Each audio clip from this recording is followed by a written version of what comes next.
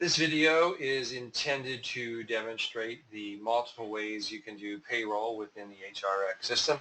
The two ways we're going to look at today in this demo are the two self-service ways, namely e-timesheets and a supervisor manual entry.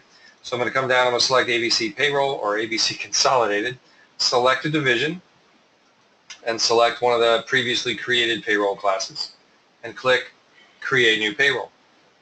We're first prompted to enter a payroll type. There's two, obviously scheduled and non-scheduled. And we're going to click on scheduled to do a scheduled payroll first. And here's now where we're prompted to select the type of payroll we're going to do. So for this first one, as I said, we're going to do supervisor manual entry.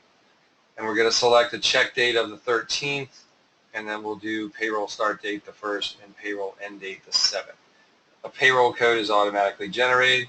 We simply click continue, and now we can see the employees that are in the payroll class that we've selected. Okay, and we can see two of them.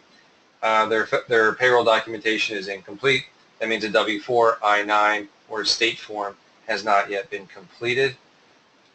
So up here we're going to go in and we're going to simply type in the hours that we want. We'll do 80 regular and 10 overtime for Rachel, and then for Dave we'll do 70.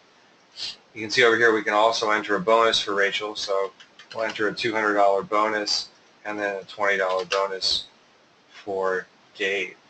Down here at the bottom we can see summary information as well as leave codes. So if any of the employees is on one of these four types of leave, then you'll see the abbreviation next to their name, okay, up in the box. All right, I'm going to click on Save Payroll. We get a confirmation that two records have been saved. And now we're going to be able to review that payroll. We're going to go through the same process. And I'm going to click the same division in the same payroll class. Now instead of clicking Create Payroll, I'm going to simply select Review or Lock Existing Payroll. And we can see on this screen, we can see two payrolls that have been done. One with the red X has been locked. If I click on it, then it's going to allow me to either print a payroll register or print checks and direct deposit slips. However, when I click on the one we just created, it is not locked, it's yellow, and I can review the payroll. Obviously I can't print checks because it hasn't been locked, and there's no payroll register generated yet. I can also delete this payroll. If I click on delete, it'll be like nothing happened, like it was never entered at all into the system. All right, so whereas after you lock a payroll, the only way you can do it is to void, the payroll checks. All right, so we'll click review just so I can show you that basically it's a similar screen that we had seen before, and it shows everything that was entered, the $220 bonus, and then the hours for Rachel and Dave. Right?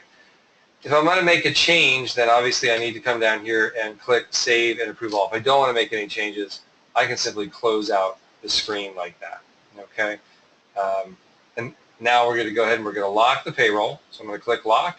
I'm going to get a confirmation, and then now we can see that the demo or the payroll code that we just entered now says create checks, direct deposits, or print payroll register. All right. So the first thing I'm going to do is I'm going to click create checks and direct deposits. I'm going to have to enter a payroll code that will be given to you. And I can see the checks get generated or direct deposits. And now if I click that, I can see that two checks were generated. Now if there were any direct deposits, it would also tell me the number of direct deposits that were set up. So now I can come over and I can actually print the checks. I do have to enter the payroll code one more time as a security measure. And now we have the checks are available to view and print. Now, this is one of the most powerful features of HRX, is that you can actually print the checks directly from the system. You don't have to call us and tell us, hey, can you, print the checks and then overnight us the checks using FedEx or whatever it might be.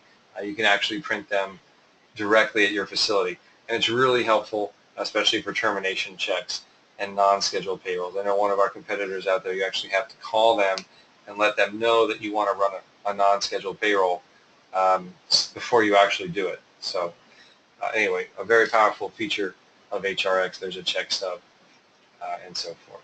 Okay, now let's go back to the other manual or self-service type of payroll that we would enter in HRX. I'm going to select the same division and payroll class. I'm going to go to Create Payroll again. and we'll select scheduled payroll. But this time I'm going to select e-timesheets. Okay, so if I select the timesheets, I want to go through the same procedure. I'm going to select the check date, the start date, all right, and the end date. Now it's important to note here, I'm selecting 1 week. Okay, so when this is going to create timesheets that are only going to be for 1 week. If I had selected multiple weeks, then it would create one timesheet for each week that I span. Okay, it'll create a payroll code just like before. I'll click continue.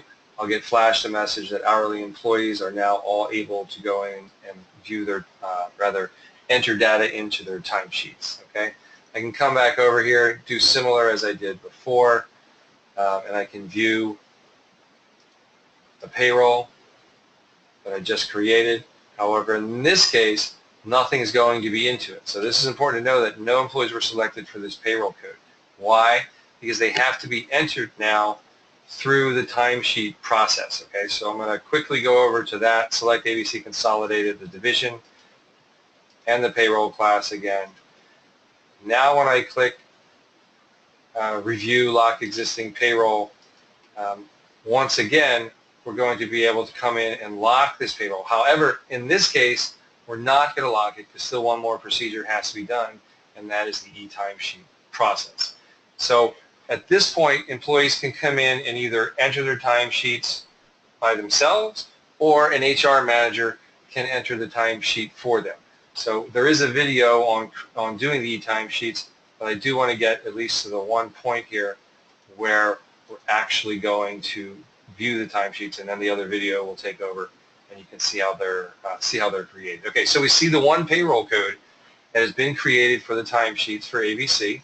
I'm going to click on it. I'll click Next, and up will come the 2 employees that are eligible to have payroll, timesheet payroll in the demo payroll class that was selected. Okay, so that'll wrap it up for this self-service payroll video.